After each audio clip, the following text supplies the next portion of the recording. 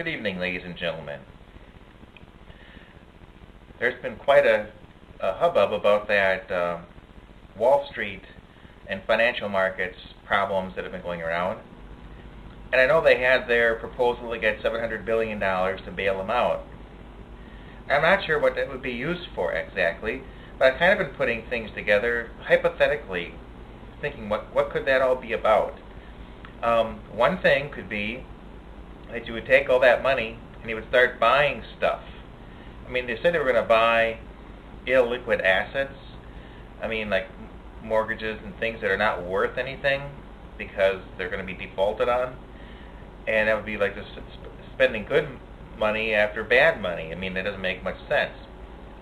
But I see it kind of as something else. I looked at this first proposal they had, and it was just a few pages, and in one section, one paragraph, it said something about it wasn't up for review or oversight or anything, and you couldn't have any legal actions against it. So the reason I think they would have that is because they were planning something that under normal circumstances would be illegal.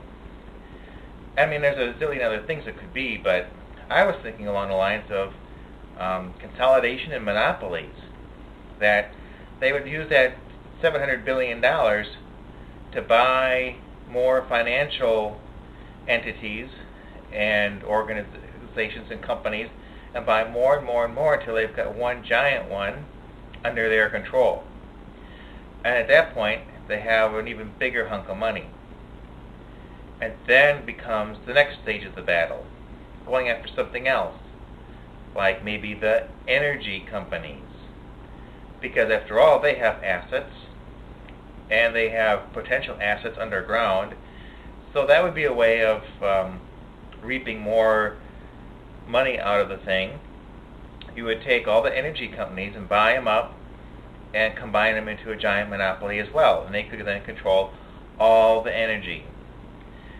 And then the next thing they might want to do is take over all the farmland and food processing companies to get a monopoly on all the food stuffs. And then they just keep buying and buying until basically the whole thing is one big country, national store, national everything, sort of like a socialist communist thing, one gigantic monopoly, and they can do whatever they want. That's how they would get everybody to do what they want, because guess what? You don't have any ability to shop around one now that you only have one source for everything. So that's kind of where I thought that bill was headed, and we may still be headed in that direction. Because I was just wondering, what is the motivation behind that? What do they hope to gain, and what is the goal? And that's my take on it, was that they were going to take the $700 billion and use it as starter money to start buying up a monopoly. And from one industry of monopoly to another industry, maybe even to the health and medical industry, and then they could control everything and everybody.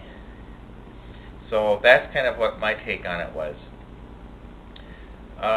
Some other thoughts that come to mind. The money that they want for the $700 billion, I don't know. Is it implied that they lost $700 billion? Or they misinvested $700 billion? I'm just wondering why or what it is. So, and then they want to be the ones who are controlling the bailout. That's like having the bank robber guarding your vault. Yeah. And so I was just thinking, from one point of view, and I'm using a tool called Tandem Truth, you'd say, well, this all happened because it was a mistake. It was an accident. They hadn't anticipated it. It was unforeseen, and now we're in a whole lot of trouble. Well, if that's true, part of the truth, then that means that those people who are supposed to be experts in money are a bunch of incompetent idiots, and they don't know what they're doing, and so why would you give them more money? Now, if that's not true, if these people really are smart, if they really are competent, if they really are experts in the financials, What does that say? That says that they are probably very criminal because they're using it to rip everything off. And do you want to put those kind of people in power?